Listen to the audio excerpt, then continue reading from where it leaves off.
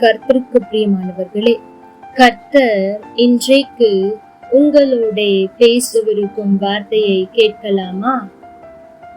ஏசாயா 30:18 உங்களுக்கு இறங்கும்படி கர்த்தர் காத்திருப்பார். கர்த்தர் நீதி செய்கிற தேவன், அவருக்கு காத்திருக்கிற அனைவரும் பாக்கியவான்கள். தேவஜனமே, ஏதோ ஒரு காரியத்திற்காக ஆண்டவருடைய சமூகத்தில் பல வருடங்களாய் பல மாதங்களாய் காத்து கொண்டிருக்கிறீர்களோ?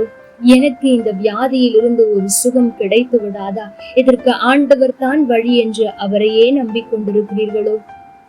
என்னுடைய தேவைகளை சந்திக்க, இந்த பிரச்சனையிலிருந்து என்னை விடுதலையாக்க அவர் ஒருவர் தான் வழி. ஆகவேதான் நான் எந்த மனுஷனையும் சார்ந்து இருக்காமல் ஆண்டவருடைய பாதமே தஞ்சம் என்று, அவர் எனக்காக நீதி செய்வார் என்று அவருடைய சமூகத்தில் காத்திருக்கிறேன் என்று காத்திருக்கிறேன். அன்பு மகனே, என் அன்பு மகளே, ஆண்டவர் சொல்லுகிறார், நீ பாக்கியவான். எனக்கு காத்திருக்கிற நீ பாக்கியவான். எனக்கு காத்திருக்கிற நீ வெட்கப்படுவதில்லை. நான் தான் உன் காரியத்தில் தலையிட வேண்டும், நான் தான் உனக்கு அற்புதத்தை செய்ய வேண்டும் என்று மனுஷரை நம்பாமல் எப்பொழுதும் என்னுடைய சமூகத்தில் என் பாதத்தில் அமர்ந்திருக்கிற நீ மிகவும் பாக்கியவான் என்று ஆண்டவர் சொல்லுகிறார்.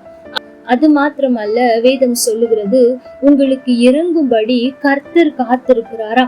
ஒருவேளை உங்களுக்குள்ளாய் கேள்வி எழும்பலாம், நானும் காத்திருக்கிறேன், அவரும் எனக்கு உதவி செய்ய என்னை ஆசிர்வதிக்க காத்திருக்கிறார், பின்பு ஏன் அற்புதம் நடக்கவில்லை என்று இருப்பீர்கள் என்றால், ஒரே ஒரு காரியத்தை தெளிவுபடுத்த விரும்புகிறேன். அது என்ன தெரியுமா? அவருடைய நேரம். சில நேரத்தில் நாம் ஜெபிக்கும் போதே ஆண்டவர் நம் ஜெபத்தை கேட்டு விடுகிறார், உண்மைதான். அவரும் அதை கொடுக்க ஆவல் உள்ளவராய் இருக்கிறார்.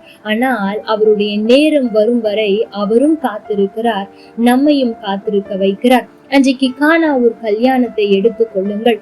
திராட்சரசம் குறைவுபட தொடங்கியது. அங்கு கச்சாடிகள் காலியாக இருக்கிறது. அதை அறிந்த தாயார் வந்து சொல்லுகிறார்கள், திராட்சரசம் இல்லை என்று. அப்பொழுது ஆண்டவருக்கு உதவி செய்ய வேண்டும் என்ற ஆசைதான்.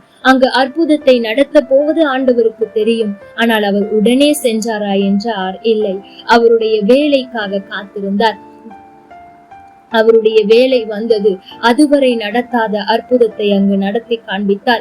தேவ ஜனமே, இன்றைக்கு நீங்களும் ஒரு காரியத்திற்காக அதிகமாய் காத்திருக்கலாம். ஆண்டவரும் உங்களுக்கு இறங்கும்படியாய் காத்திருக்கிறார் என்பதை மறந்து போகாதிருங்கள்.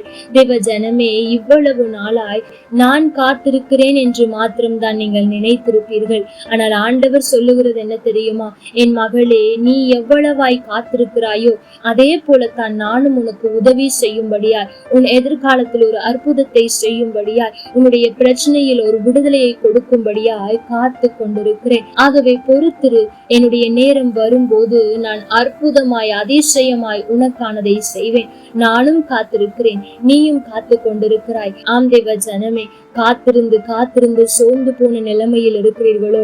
ஆண்டவரும் காத்திருந்து காத்திருந்து உங்களுக்கு நன்மை செய்யும்படியாய் காத்திருந்து காத்திருந்து அவர் எப்பொழுது அவருடைய நேரம் வரும் என்று ஆவலாய் காத்து கொண்டிருக்கிறார். ஆகவே அதை மறந்து போகாதிருங்கள். அநேக நேரத்தில் ஆண்டவரே, இன்னும் எவ்வளவு நாள் என்னை காக்க வைப்பீர் என்று கேட்கிறோமே. சற்று யோசித்து பாருங்கள். அப்பொழுது எல்லாம் அவர் சொல்லுகிற வார்த்தை என்ன தெரியுமா? உனக்கு நன்மை செய்யும்படியாய் நானும் காத்து கொண்டிருக்கிறேனே, என்னை மறந்து விடுகிறாயே என்றுதான் ஆண்டவர் பேசுகிறார். ஏதோ ஒரு காரியத்திற்காக காத்திருக்கிற மகளே, மகனே, ஆண்டவருடைய வேலைக்காக இன்னும் கொஞ்சம் பொறுத்திரு. காத்திருப்புதலும் உனக்கு அற்புதத்தை செய்ய வேண்டும் என்று காத்திருக்கிற ஆண்டவருடைய காத்திருப்பும் ஒரு நாளும் வீணாய் போகாது. அது நிச்சயம் அற்புதத்தில் தான் முடியும். ஆகவே சோர்ந்து போகாதே. கர்த்தர் தாமே உங்களோடு கூட இருந்து உங்களை ஆசீர்வதிப்பாராக. ஆமென்.